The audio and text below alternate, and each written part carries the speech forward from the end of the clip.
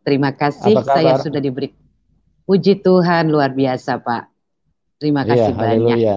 Ya, puji Tuhan Ibu ya. Haleluya. Iya, Iya, iya. Pak. Luar biasa ya.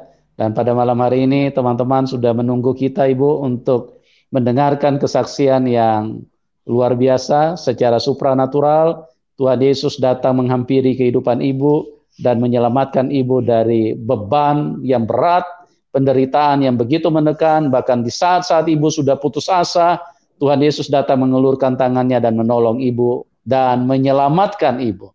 Oleh sebab itu, Ibu Terima bisa kasih, ceritakan Bapak. secara lengkap pada malam hari ini, mulai dari latar belakang Ibu sampai perjumpaan Ibu dengan Tuhan Yesus dan hal-hal yang supranatural yang Tuhan kerjakan di dalam hidup Ibu. Oke, waktu dan tempat saya Oke, serahkan Pak. kepada Ibu Dina. Silakan Ibu. Terima kasih Pak Yusuf Manubulu. Shalom untuk semua yang mendengar dan bagi semua yang dikasihi Tuhan Yesus Kristus. Selamat malam. Suatu kehormatan saya dari channel YouTube Pak Yusuf Manubulu untuk memberi kesaksian hidup akan kebesaran Tuhan Yesus kepada kehidupan saya. Sebelumnya saya mau memperkenalkan diri. Saya Dina. Saya terlahir dari keluarga besar Muslim. Ayah ibu saya Muslim. Saya anak paling kecil dari 4 bersaudara. Kehidupan keagamaan saya di masa lalu itu luar biasa indah dengan pengajaran-pengajaran atau yang ditanamkan oleh eyang dan opa oma kami, bahwa keluarga kami ini kebetulan adalah keluarga yang pluralisme, yang dimana menghargai keberagaman, karena memang keluarga ayah dan ibu saya itu keluarga yang beragam, baik suku, bangsa, dan agama. Dan luar biasanya itu tertanam kepada kami anak cucu, cicit, dan kami kalau ada hari raya kami saling berkunjung untuk memanjangkan tali silaturahmi. Dan itu dari puluhan tahun, bahkan dari saya mungkin bayi, dan itu selalu terjadi dari tahun ke tahun hingga generasi yang sekarang, yang artinya om tante saya sudah pergi. Baik, itu kehidupan saya yang lalu. Dan mengenai pengajaran yang orang tua saya berikan, saya rasa semua sama. Bahwa orang tua tentu mengajarkan bagaimana kita punya ketaatan di dalam agama yang kita yakini. Saya menjalankan. Apa yang disebut harus saya jalankan sholat, saya jalankan. Harus jalankan puasa, saya jalankan. Saya mengaji, saya bisa mengaji. Akan tetapi itu semua saya lalui dengan baik, dan di keluarga kami semua everything nggak ada ini. Mereka orang tua percayakan kepada anak-anaknya. Puji Tuhan, dari SD, SMP, SMA saya memang disekolahkan di negeri. Jadi tentu saudara-saudara juga tahu bahwa kalau negeri itu adalah semua beragama itu masuk di dalam satu pelajaran yang sama, jadi setara. Puji Tuhan, setelah saya lulus SMA, saya memilih satu universitas atau kampus yang pakai logo satu agama, di mana itu bukan agama yang saya yakini. Tapi pada saat keputusan itu saya harus ambil, saya tahu saya harus tunduk dengan aturan-aturan yang memang itu konsekuensi kita, bahwa kita harus mengikuti aturan-aturan itu. Puji Tuhan, di pendidikan kuliah saya sampai selesai, saya merasakan saling menghargai, menghormati, kebersamaan, tidak memandang satu sama lain yang berbeda, tidak. Sampai saya selesai kuliah S1 saya. Kemudian saya melangkah ke dalam rumah tangga saya yang pertama. Rumah tangga saya yang pertama, saya menikah di usia 22 tahun saat itu, dengan usia yang menurut saya adalah belia sekali. Saya menjalankan pernikahan saya itu kurang baik, sehingga berakhir di dalam perceraian. Di dalam perceraian itu pun bukan hanya karena tidak kesesuaian cara pandang atau finansial, bukan itu. Tapi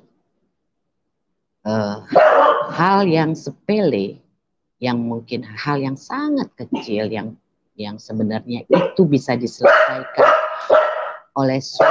oleh suami istri, itu berakhir di dalam suatu kekerasan. Itu yang membuat wow. Tapi saya waktu itu masih muda. Dan itu ya sudah, terjadilah KDRT yang sesungguhnya itu seharusnya tidak perlu terjadi. Hanya karena rebutan anak hasil pernikahan. Saudara yang baik, ini menjadi sebuah pelajaran saya. Kasus itu akhirnya berakhir dalam laporan, kemudian harus di dalam pengadilan. Dan ya, tidak ada orang yang mau menikah itu mau berakhir di dalam perceraian. Gak ada. Buat saya mustahil lah. Orang mau menikah pasti mau bahagia dan berakhir pasti tentu di dalam kematian dan berbahagia. Itu perjalanan pertama saya. Nggak mudah saya harus alamin itu. Luka, sedih, kecewa, ya. Saya hanya menjalankan 5 tahun pernikahan dan luar biasa berakhir dengan KDRT. Jadi itu untuk mengobati rasa kekecewaan itu saya butuh waktu yang sangat-sangat lama. Saya nggak habis pikir di situ. Tapi tetap saya jalan terus ke depan. Selama 7 tahun saya hidup sendiri dengan satu putra saya. Dalam perjalanan itu saya tetap menjalankan kehidupan sehari-hari sampai akhirnya 7 tahun kemudian saya menemukan lagi seseorang, di mana seseorang itu bisa meyakinkan saya untuk berumah tangga dengan dia. Sementara dia adalah suami orang. Saya nggak suka sebenarnya hal yang seperti itu. Gitu. Saya paling tidak sepakat, saya, bukan yang lain. Gitu. Sebagai seorang wanita saya boleh mengatakan, duh kenapa begini gitu.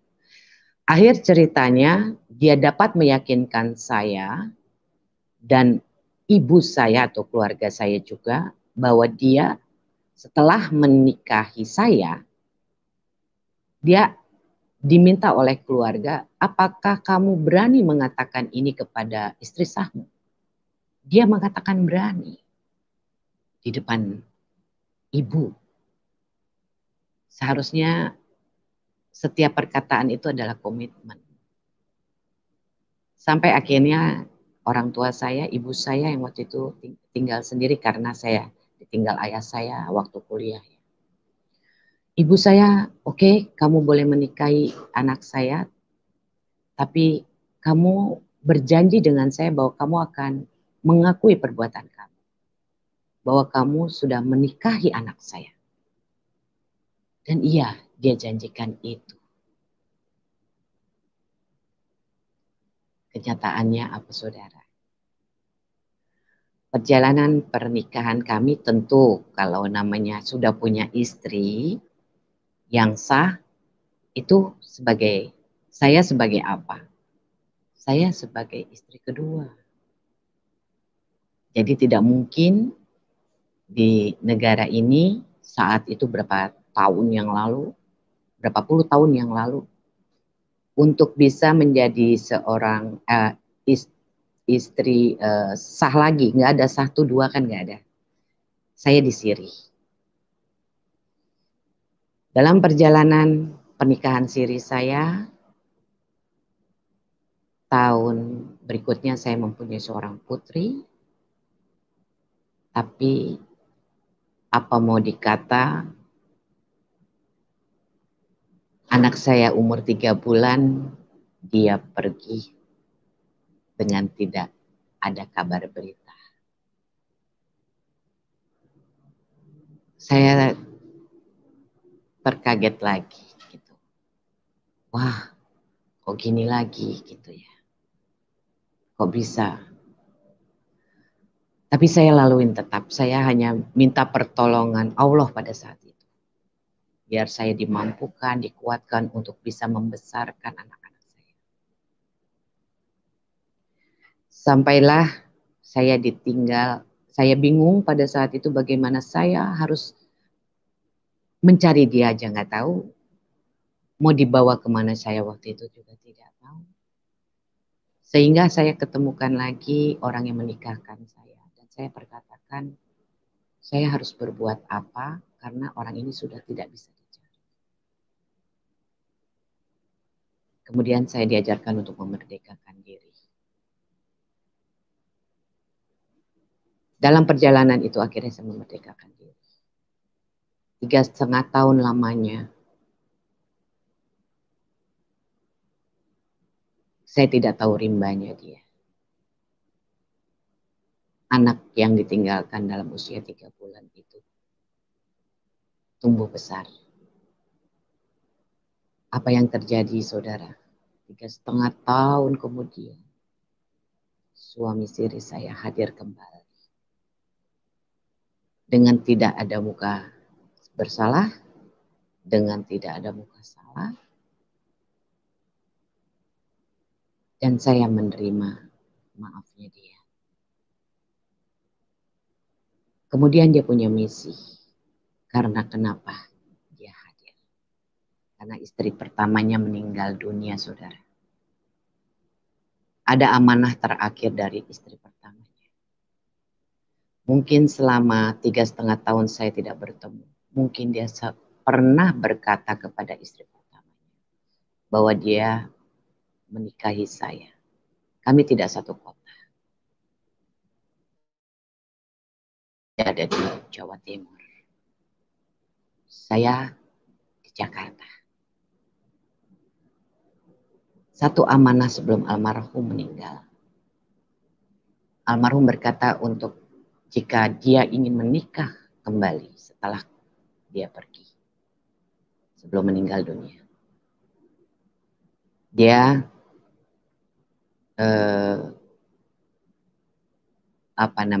meninggalkan amanah untuk cari saya. Agar anaknya dia ada satu dari perkawinnya untuk bisa bersama. Saya besarkan karena istrinya percaya begitu kepada saya, sementara kami tidak pernah bertemu, kami tidak pernah sama sekali. Akhirnya saya sepakat dan kami menikah resmi. Kami menikah resmi secara negara, secara agama kami lakukan. Jadi saya menikah yang ketiga sebenarnya kalau dihitung. Negaranya 2 kali, sirinya 1 kali.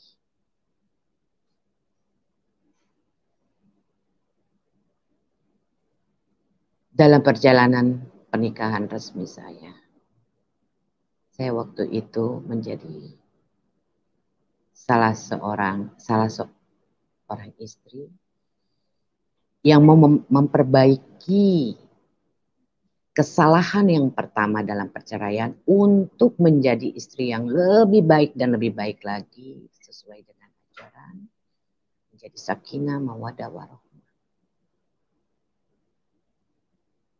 Itu saya lakukan selama 7 tahun lamanya. Saya harus berpindah-pindah kota untuk mendampingi suami, juga mengurus anak-anak yang bersekolah di Jakarta. Puji Tuhan, saya laluin dengan baik selama 7 tahun itu. Sampai masa di mana suami saya harus masuk ke pensiunnya. Saya persiapkan diri saya bahwa saya harus menggantikan posisi suami saya pada saat beliau akan pensiun. Saya cari pekerjaan dan Tuhan berikan saat itu. Saya bekerja di perusahaan besar dan saya urus suami. Jadi saya benar-benar waktu saya hanya untuk hidup, persiapan saya bekerja, urus anak-anak. 7 tahun lamanya. Apa yang terjadi, saudara? Di saat saya harus membagi kehidupan saya untuk anak dan pekerjaan, suami juga bertugas sebagai salah seorang pejabat daerah di Jawa Timur. Instansi pemerintah. Tiba-tiba saya mendapatkan berita yang masih kononnya. Saya disuruh mendatangi kota suami saya untuk menyelidiki kebenaran. Saya bingung gitu. Ada apa? Rupanya ada lagi seseorang di dalam kehidupan dia. Saya hanya bilang, saat itu saya hanya berpikir praktis. Kalau saya berangkat, saya jebak dia, saya dapat apa? Kalau dia pilih saya, sekalipun saya istri sah, kalau dia pilih yang lain, muka saya mau ditaruh di mana? Ada prioritas hidup, yaitu anak-anak. Saya bilang, ada waktunya. Semua akan terbuka. Dan itu saya jalankan sampai beliau pensiun. Dan akhirnya Tuhan izinkan beliau sakit. Yang mana mungkin sakit yang berat. Masih saya urus. Dia pulang ke Jakarta, saya urus. Dia ketakutan sekali kalau dia dinyatakan kanker saat itu. Saya bilang, kamu harus yakin tidak. Dan dia bilang, kalau saya tidak dinyatakan kanker, saya akan kembali lagi ke Jawa Timur. Oh ya, silakan aja, nggak apa-apa. Puji Tuhan, berjalan waktu, kesehatannya pulih kembali.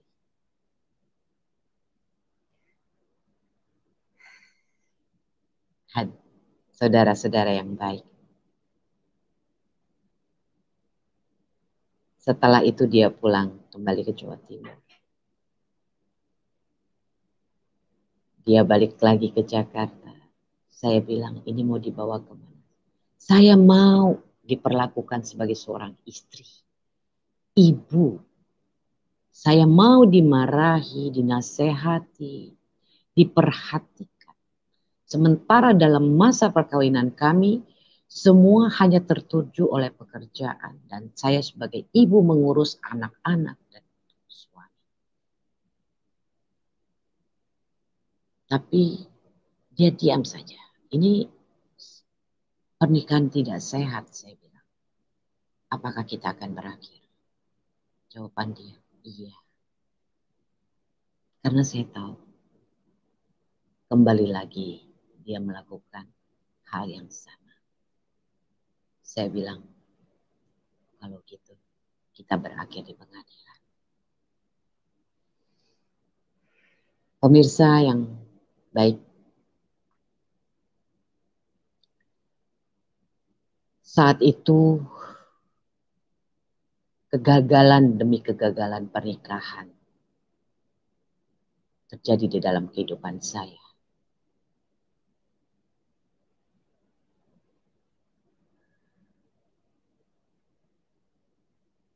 Bahwa saya mau memberitahukan bahwa anak yang bawaan suami saya pada saat tahu perceraian ayah ibunya, dia memilih ikut saya sampai sekarang. Dia minta disahkan di dalam pengadilan bahwa dia bilang hanya ada 2 ibu bagi dia. Ibu kandung yang telah meninggal dunia dan ibu sambungnya adalah saya. Dia tidak menerima lagi, tidak sepakat dengan papanya bahwa mau punya istri lagi. Itu terserah dia, Mama. Mau kawin, mau punya istri lagi. Bagi saya, hidup saya hanya mengenal Bunda dan Mama.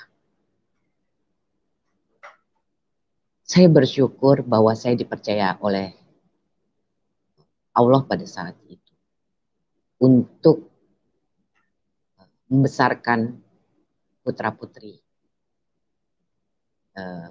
yang luar biasa buat saya.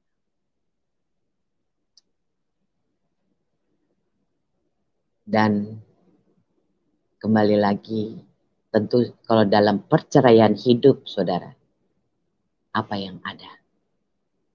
Kecewa, sedih, sakit hati, marah, itu pasti ada di dalam kepala kita.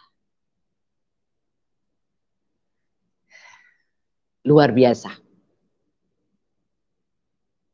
Saya hanya bilang pada saat itu, apakah tidak ada yang namanya cinta sejati? Saudara tahu, setelah perceraian itu, beberapa bulan setelah bercerai, saya berusaha mencari dan mencari yang disebut laki-laki sejati. Setiap saya lihat, ini punya dampak ini bukan. Saya ganti lagi, ini bukan. Saya ganti lagi, ini bukan. Dengan amarah, kecewa, sakit hati, itu saya lakukan. Beberapa bulan setelah saya bercerai. Sampai satu titik.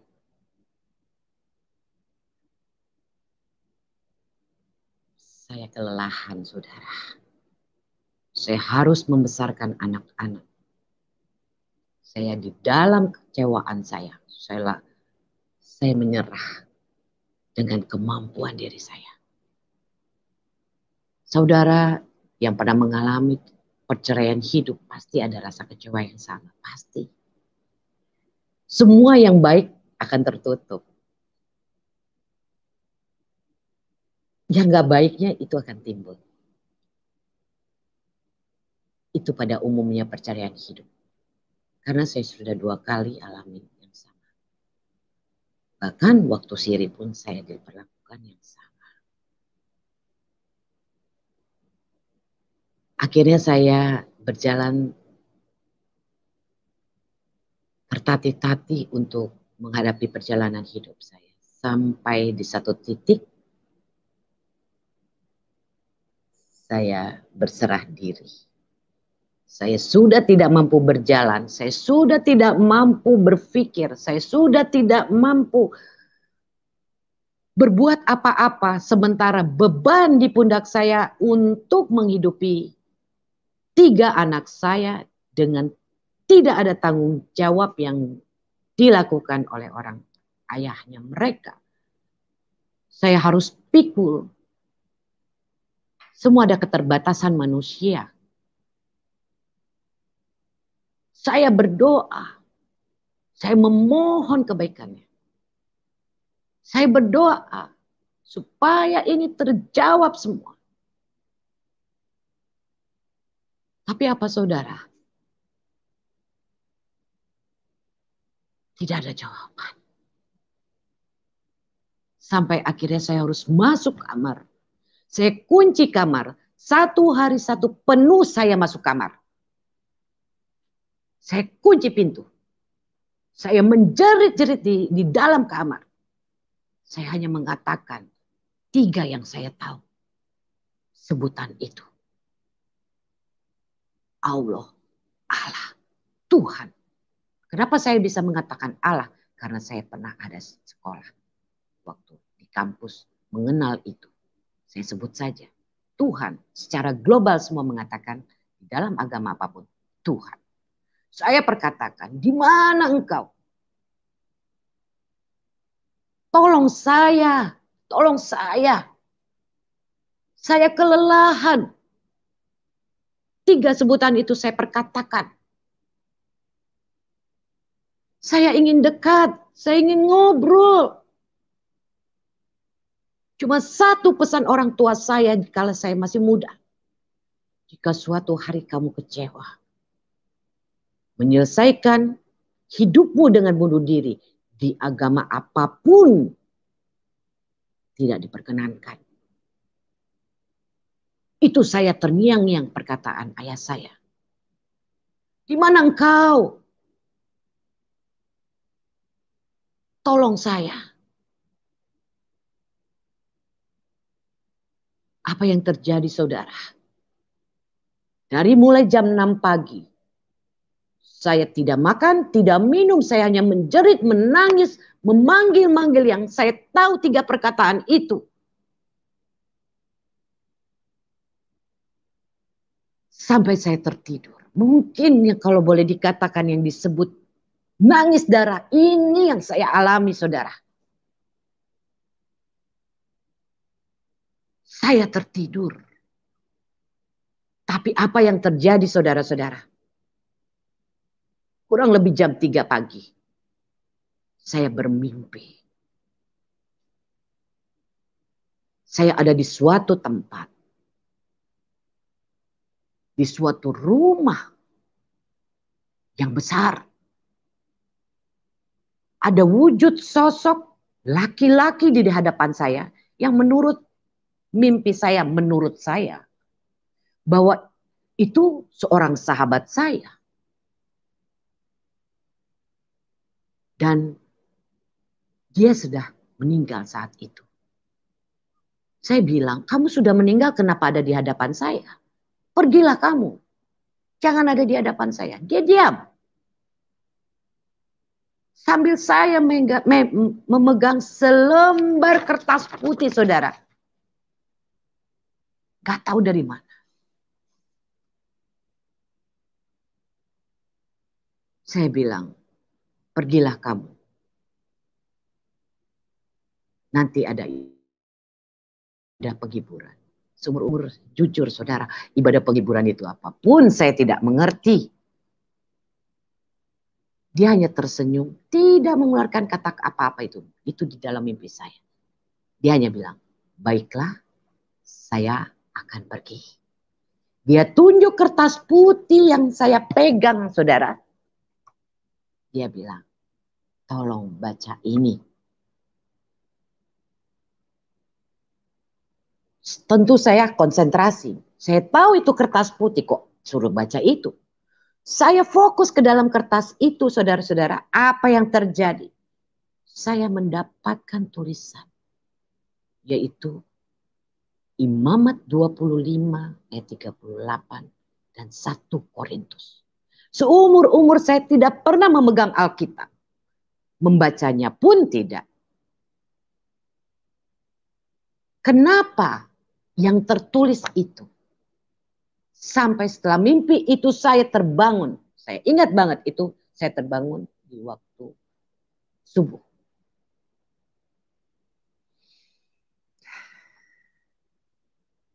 Akhirnya saya keluar kamar. Saya ketok pintu anak saya yang paling besar. Saya ajak bicara dan saya bercerita tentang mimpi-mimpi saya itu. Saya bilang, maafkan mama nak. Mama 1 hari 1 malam penuh mama di dalam kamar. Dan mama mendapatkan ini. Mama ingin cari Tuhan. Mama ingin cari siapa yang menciptakan Mama.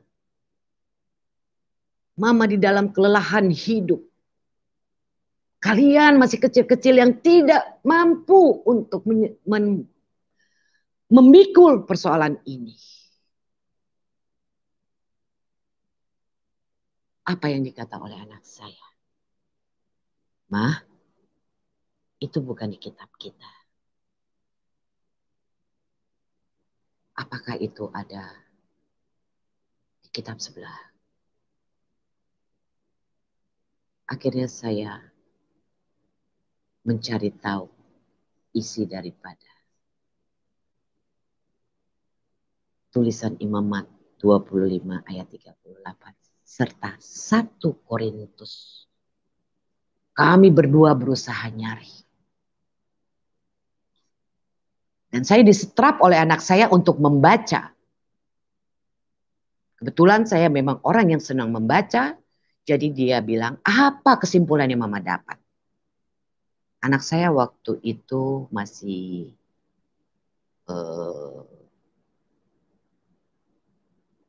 kuliah tingkat 1. Yang paling besar. Coba Mama baca, kita baca. Saya dengar. Saya terkejut, saudara.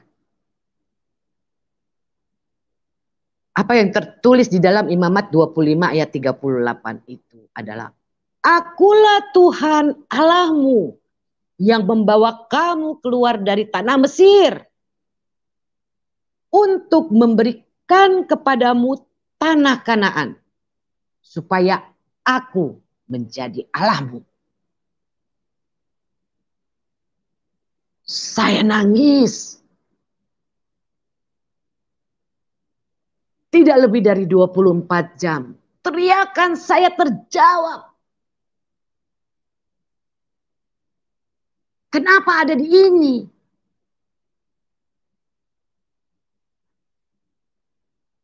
Masih belum yakin juga saya.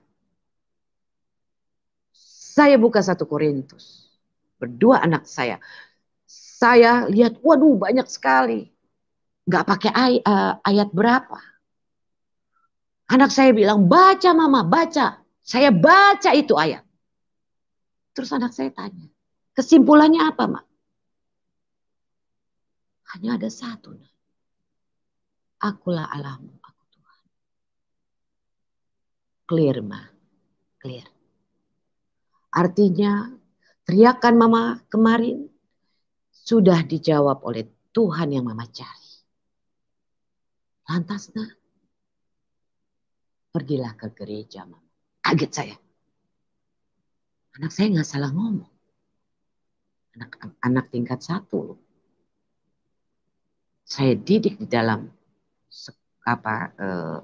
agama yang saya yakini, tentu saya didik anak saya juga harus lebih baik daripada saya. Saya bilang, saya harus bagaimana? Mama punya saudara, punya teman, punya banyak orang di sekeliling Mama. Ya Mama minta. Kebetulan saat itu ada orang yang dekat dengan saya. Saya bilang saya nggak berani. Akhirnya saya beranikan diri. Suatu hari Minggu, saya lupa kapan waktunya, saya ke gereja. Seolah-olah saya sebagai jemaat gereja itu sudah datang terlambat karena saya tidak tahu jam ibadah jam berapa. Saya masuk, saya ikuti. Bingung saya tapi ketakutan. Akhirnya saya selesai ibadah, saya pulang. Apa saudara yang saya alami?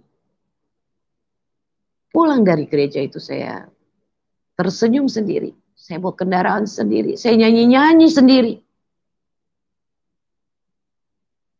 Anak saya tanya, yang pertama yang tahu cerita ini. Mama dari mana? Dari gereja. Kan kamu suruh saya ke gereja. Saya lakukan itu.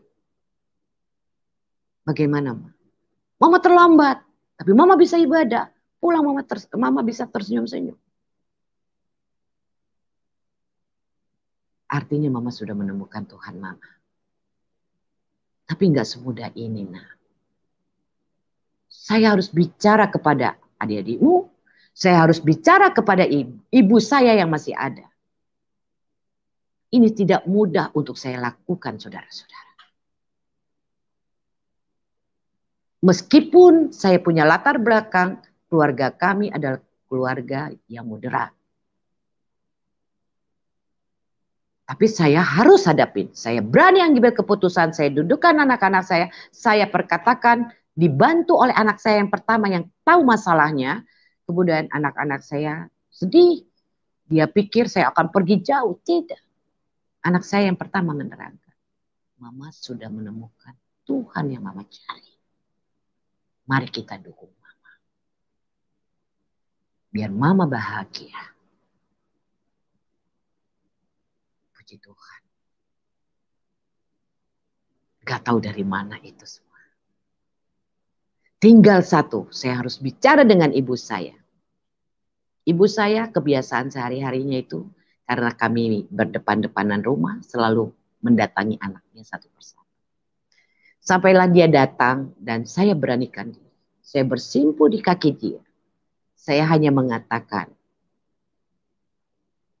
Mami, boleh saya bicara? Iya, Nak. Bolehkah saya mengikuti Kristus, Mami? Saya ingin hidup bersama dia. Maksud kamu pindah imanmu, Nak? Iya, Mami. Saya dak-dikduk. Dalam hati saya dak-dikduk. Apa yang akan terjawab dari mulut ibu saya? Dia hanya mengatakan, pergilah, Nak. Saya sudah tahu. Tapi saya tidak bisa bantu kamu. Kehidupanmu yang saya lihat. Bukan naik tapi kamu turun. Karena ibu saya sudah umur saat itu menjelang 80 tahun. Kekuatan berpikir dia untuk menghadapi anak-anaknya itu sudah tidak semampu waktu dia muda.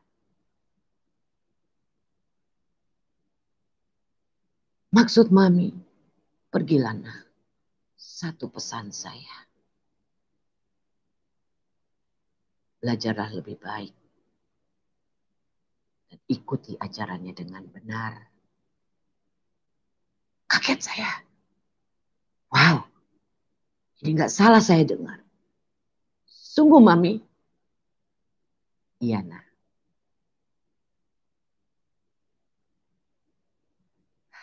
Maaf, saudara. Saya kalau menceritakan ini, saya pasti dengan air mata yang saya tidak tahu. Begitu kasih Tuhan luar biasa buat saya. Ibu saya yang taat di dalam agamanya. Tetapi kenapa dia lakukan itu? Dia tahu satu persatu anaknya apa yang terjadi di dalam kehidupannya. Tapi dengan usianya yang sudah senja, dia tidak bisa menolong. Dia hanya bisa membimbing saya dari belakang. Pesan satu, ya, Nak. Belajar dengan baik. Patuhi atau taati ajarannya dengan benar. Saya bilang, sungguh Mami, iya, Nak. Itu saya peluk ibu saya. Saya minta maaf. Saya bersyukur sama Tuhan.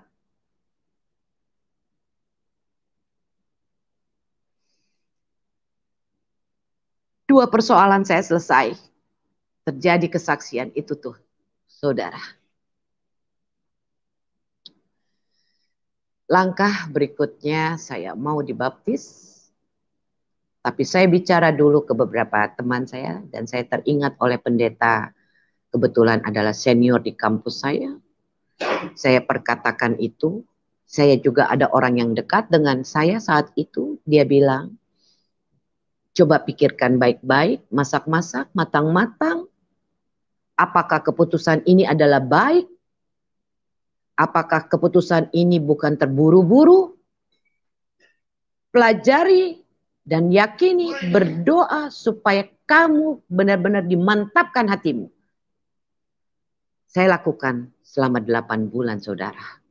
Untuk memantapkan diri. Sesuai dengan mimpi yang saya dapat. Kebaikan Tuhan datang di dalam mimpi saya. Saya lakukan selama 8 bulan. Akhirnya saya minta dibaptis.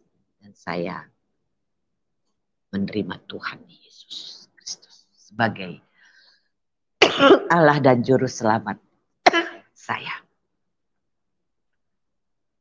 Saya dibimbing oleh banyak orang, saudara-saudara saya.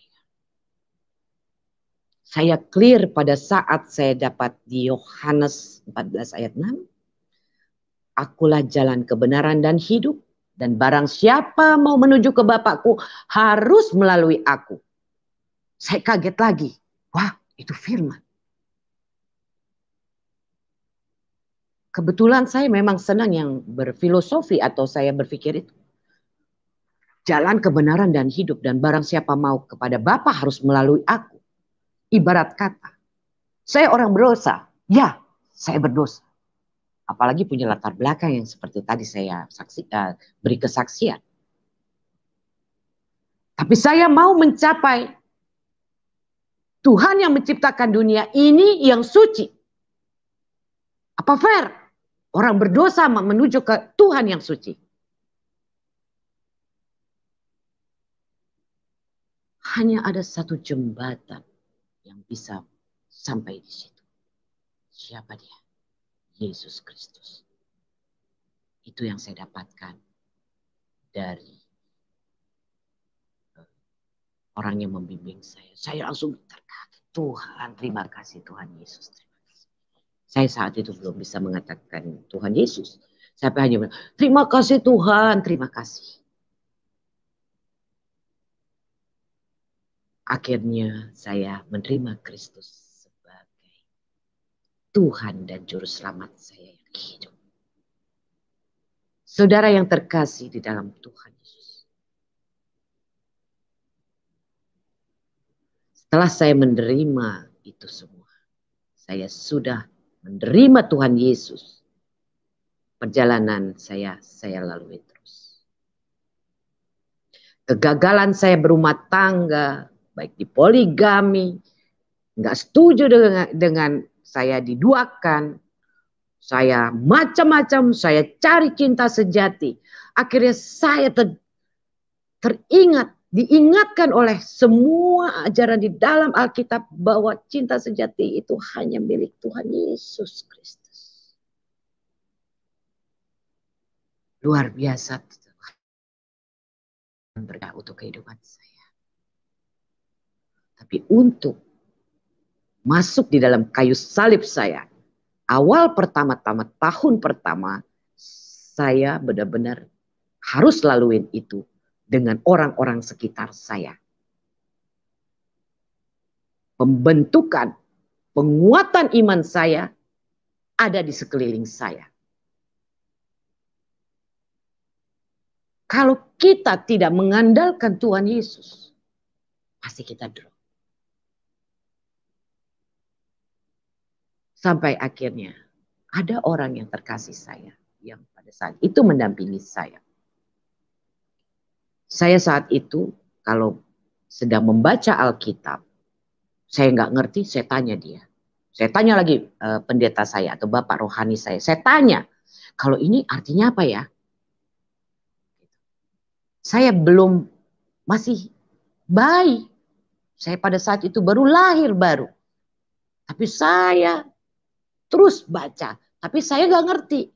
Sudah, belum paham. Coba diterangin. Saya diterangin, saya paham. Jadi saya baca lagi.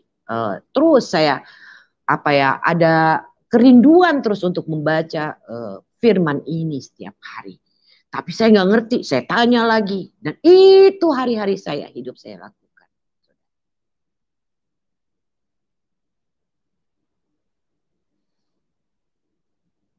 Sampai tiba waktunya saudara. orang yang selalu mendampingi saya, mengajak kami berdua untuk sepakat mengikat janji di depan altar, berjanji sehidup semati. Saya hanya berpikir, ini yang pertama dan terakhir dalam pengajaran, di dalam keimanan saya yang baru. Kami sudah setting, saudara-saudara. Kami sudah rencanakan semua itu. Setelah kami diberkati, kami mau melayani banyak orang.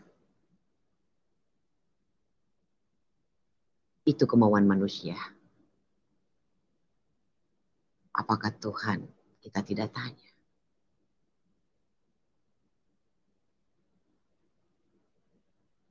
Tapi apa saudara? Kerinduan yang buat semua yang berpasangan akan meresmikan di depan altar. Sumpah janji sehidup semati. Menjadi kepala dan tubuh satu.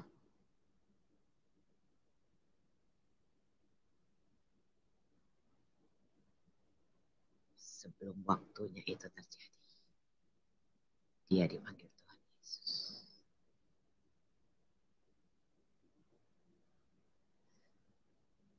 Dia pergi.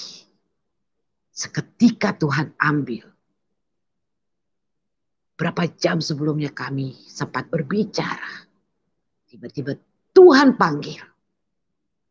Saya hanya terbengong. Apalagi Tuhan. Kau panggil dia. Kau lihat niat baik kami Tuhan. Kau persatukan. Kami mau melayani. Tapi kenapa Tuhan kau panggil? Saya nggak berani mengatakan apapun di hadapan Tuhan Yesus, saudara. Saya bukan siapa-siapa. Saya orang yang tidak layak. Saya hanya diam. Saya tidak bisa marah. Saya menangis juga, saya tidak bisa berteriak-teriak. Saya hanya diam. Terima kasih Tuhan.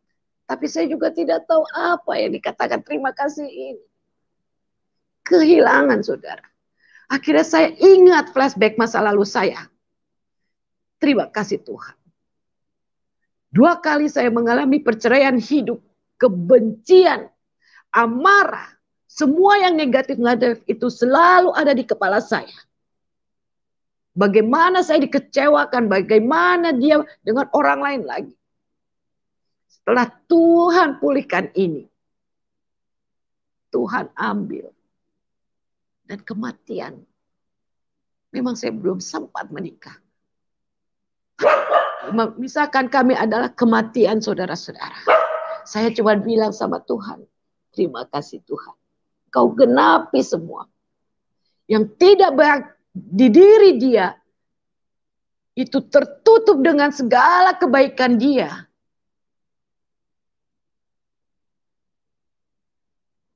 Saya hanya mengatakan Tuhan, kau genapi semuanya. Saya mengerti arti perceraian hidup. Saya mengerti artinya perceraian kematian. Dipisahkan saat itu sebelum saya menikah resmi. Kau ambil begitu saja. Semua yang tidak baik tertutup oleh kebaikan-kebaikannya. Akhirnya terus hari-hari saya laluin saudara. Saya laluin. Sampai akhirnya saya bilang, saya berdoa di hadapan Tuhan. Tuhan, Kau tahu ya, selama ini dia yang selalu mendampingi saya. Selama ini kalau saya tidak tahu firman dia yang bisa jelaskan. Tuhan Yesus yang baik. Sekarang aku bercengkrama denganmu. Aku hanya mau dekat. Kau menjawab semua. Itulah yang saya dapatkan. Kebaikan Tuhan Yesus bagi kehidupan saya sebagai Sang Juru Selamat yang hidup. Tuhan yang baik. Gak ada kompromi yang lain. Saya siap untuk melayani Tuhan. Pakailah saya Tuhan. Orang yang berdosa yang tidak layak di hadapan-Mu Tuhan.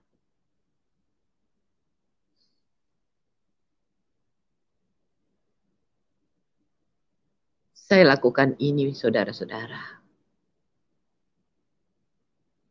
Saya belajar dari semuanya.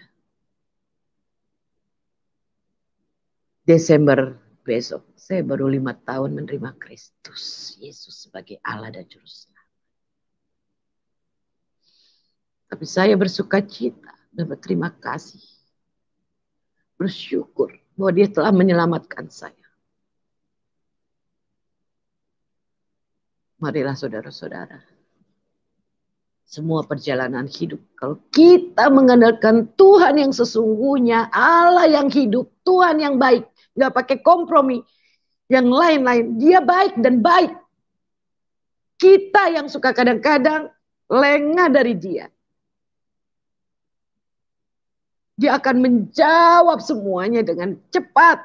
Sekalipun belum cepat, tetap Dia akan ada di dalam firman. Dia tidak akan melihat anaknya jatuh tersungkur. Baru jatuh sedikit dia angkat.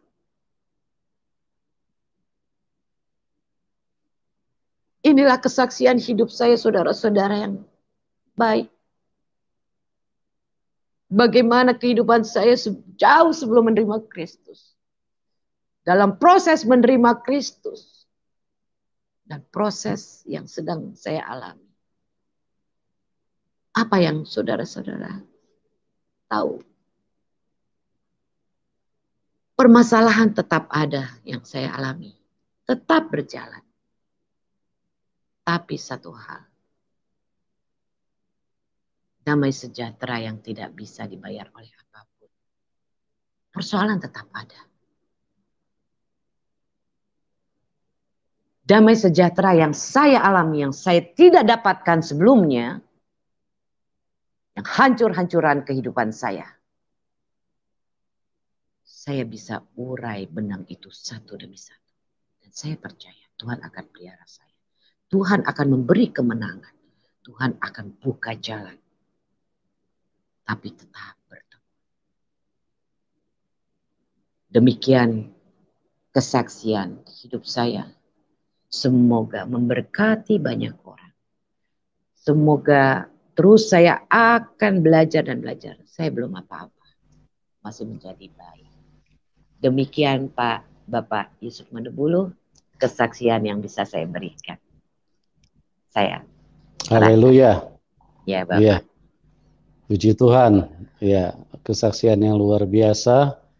Bagaimana perjalanan hidup seorang Ibu Dina yang di dalam berbagai tekanan, berbagai kondisi yang sangat memilukan hati, dan keputusan-keputusan yang diambil pun tidak ada satu yang menolong. Akhirnya Tuhan Yesus datang mengulurkan tangan. Itu sebabnya saya katakan selalu bahwa di saat kita mencari Tuhan, Tuhan yang benar akan datang memberi dirinya untuk dijumpai. Tetapi kalau kita terus bertahan dengan pemikiran kita terus bertahan dengan apa yang kita anggap sebagai dasar iman kita, inilah yang membuat manusia tidak bisa berjumpa dengan Tuhan yang benar. Mereka hanya mempertuhankan pikiran mereka saja. Benar. Banyak orang yang seringkali tanpa sadar mempertuhankan pikiran mereka. Karena menurut pikiran mereka, Tuhan tidak seperti itu. Mana mungkin Tuhan kok disalib, Tuhan kok ditelanjangi, Tuhan kok cuma pakai kolor, Tuhan kok digantung, mana mungkin Tuhan itu manusia.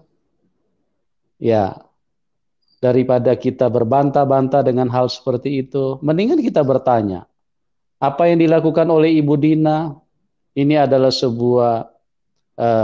sebuah pola hidup yang saya pikir sangat bermanfaat bagi kita untuk bertanyalah, mintalah supaya Tuhan benar-benar menunjukkan hakikatnya kepada kita, menunjukkan dirinya kepada kita, supaya kita bisa diselamatkan. Jangan mengeraskan hatimu teman-teman. Hidup di dunia hanya sementara, ya. Jangan sampai terlambat. Kalau kita sudah check out, kita sudah meninggalkan dunia ini, sudah tidak ada kesempatan untuk kita pindah dari neraka. Begitu kita masuk neraka, neraka kekal. Tidak ada perpindahan lagi di situ. Karena penghukuman sudah dijatuhkan. Penghukuman sudah dijatuhkan. Jangan sampai terlambat. Ingat baik-baik, hidup di dunia ini singkat. Begitu ngerinya alam maut itu, begitu ngerinya tempat penyiksaan itu, begitu ngerinya neraka itu. Jangan sampai Anda pergi ke situ. Sebagai hamba Tuhan, saya mengingatkan, saya mengasihi siapapun Anda. Jangan sampai terlambat. Ayo teman-teman, carilah Tuhan. Ya, bertanyalah, siapakah Tuhan yang sebenarnya? Mintalah supaya kita diselamatkan. Hanya satu juru selamat, hanya Tuhan Yesus Kristus. Oke, mungkin ada sedikit yang terlompat tadi Ibu, yang mungkin Ibu bisa jelaskan sedikit. Waktu Ibu ceritakan kepada saya, Ibu kan sempat pergi umroh ya waktu itu ya, dan kemudian mengalami penyakit di situ ya, tanpa ada sebab tiba-tiba. Benar Bapak. Oh ya, iya bisa diceritakan sedikit Ibu, silakan supaya ini memperlengkapi kesaksian Ibu, silakan. Yusuf Manubulu, sedikit saya juga lupa menceritakan. Itu 2 tahun sebelum saya bercerai, saya pernah ibadah umroh bersama suami saya. Saat itu saya dalam keadaan sehat, berangkat. Tiba-tiba di Medina saya mengalami kaki bengkak seperti kaki gajah sebelah kanan, dan saya tidak punya track record sakit baik itu mau asam urat atau apapun. Saya dalam keadaan sehat. Tiba-tiba aja itu terjadi sehingga membuat saya waktu itu untuk melakukan ibadah itu mengalami masalah. Jadi karena saya harus seret-seret kaki saya. Tapi kebetulan karena hotel saya ada di pelataran, jadi saya lakukan ibadah itu. Kalau saya benar-benar begitu sakit kaki saya hanya melakukan ibadah di dalam kamar hotel. Terus kemudian pindah ke Mekah, demikian juga dan kaki itu tidak sembuh. Gitu. Jadi selesai ibadah umroh itu saya kembali ke Jakarta, kaki saya masih bengkak. 1-2 hari kemudian saya belum sempat ke dokter, tiba-tiba kaki saya normal. Saya nggak tahu apa maksud daripada itu semua. Itu Pak Yusuf Manubulu yang boleh saya berikan. Saya nggak sempat ke dokter, tapi udah kembali mengecil atau kembali ke normal semula. Itu masa lalu saya Pak, kira-kira demikian. Iya. Jadi sudah sempat pergi haji waktu itu ya Bu ya? Haji kecil Pak, bukan haji besar. Kalau haji kecil itu yang disebut dengan umroh. Iya. Oh haji kecil. Oh haji kecil disebut dengan umroh ya? Suami. Oke. Bersama suami istri kakak waktu saya, itu, sahabat saya. Oh iya. Kami berangkat ke Tanah Suci. Iya. Tujuan di sana ibadah ya Bu? Karena memang kita kan harus lakukan itu kalau kita mampu Pak. Itu aja. Ya. Oh iya. Ya sedikit lagi Bu. Kemarin Ibu ceritakan kepada saya bahwa ada komitmen yang diucapkan pada saat lagi umroh. Komitmen apa itu Bu? Tentang ya itu ditambahkan sedikit Bu supaya lengkap. Jadi sebelum pulang itu kita ada disebut tawaf wada, kita berdoa di situ. Saya bersama suami saya berdoa, kami berdoa kepada Allah pada saat itu. Kami mau tahun depan kami akan datang bersama anak-anak saya, dan ya kami tentu berharap bahwa itu akan terjadi. Dan tahun depan itu, sebelum tahun depan, suami saya diberikan rezeki yang luar biasa oleh Allah. Tapi saat saya bilang, kamu sudah persiapkan diri, janji kita waktu kita tawaf wada bahwa kita akan membawa anak-anak ke Tanah Suci, kamu harus penuhi. Tapi apa yang terjadi? Selama 1 tahun itu saya tidak pernah berpikiran negatif, bahkan saya menganggap suami saya adalah yang terbaik. Dia bisa mengerti keadaan saya waktu sakit dan sebagainya. Tiba-tiba perkataan saya bilang, kita kan namanya kita bernazar, artinya ya tahun depan. Dan saya lihat dengan mata kepala dia diberkati atau diberikan rezeki. Ya artinya itu rezeki buat keluarga. Dan apa yang dijawab oleh dia? Dia katakan, saya kecewa pergi ibadah umroh bersamamu. Karena kamu menghalangi ibadah saya. Saya kaget. Lah, siapa yang minta sakit ini? Dan kamu tahu bahwa saya sehat. Saya tidak punya track record penyakit yang seperti ini. Dia bilang, tidak. Saya akan berangkat sendiri. Bagaimana janjimu? Waktu kita berdoa. Yang ada, dia tetap tidak. Dia akan pergi bersama kakaknya. Kaget saya. Lantas anak-anakku, biar aja mereka sekolah. Bagaimana dengan saya? Saya sudah kecewa dengan kamu. Itu sebenarnya tanda-tanda yang sebenarnya kalau sudah di sini saya menyadari, Pak. Tapi waktu dalam proses itu, saya terbengong-bengong gitu. Nggak nyangka bahwa doanya dikabulkan, terus menyangkal gitu. Yang ada apa? Dia mau pergi justru dengan kakak-kakaknya. Saya bilang silakan. Yang terjadi, saya hanya berdoa pada saat itu, saya hanya mengenal yang namanya sholat. Saya bilang, kenapa ini ya? Ada apa ya Allah? Biar kok begini, aneh gitu buat saya. Dan saudara, yang terjadi singkat cerita saja. Perjalanan dia yang kedua kali tidak pernah terjadi.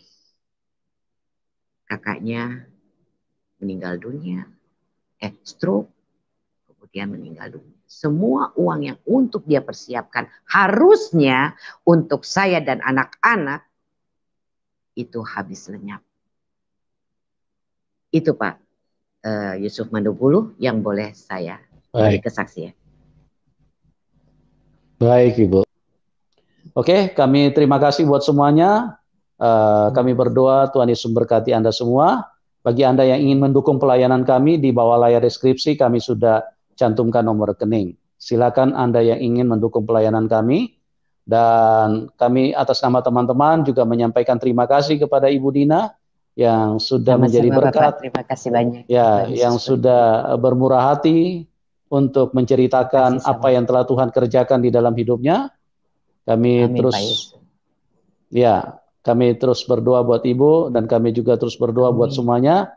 Tuhan Yesus memberkati, Tuhan Yesus memberikan yang disediakan oleh Tuhan buat setiap orang yang datang kepada Tuhan. Oke? Amin. Dan salam kemenangan buat kita semua.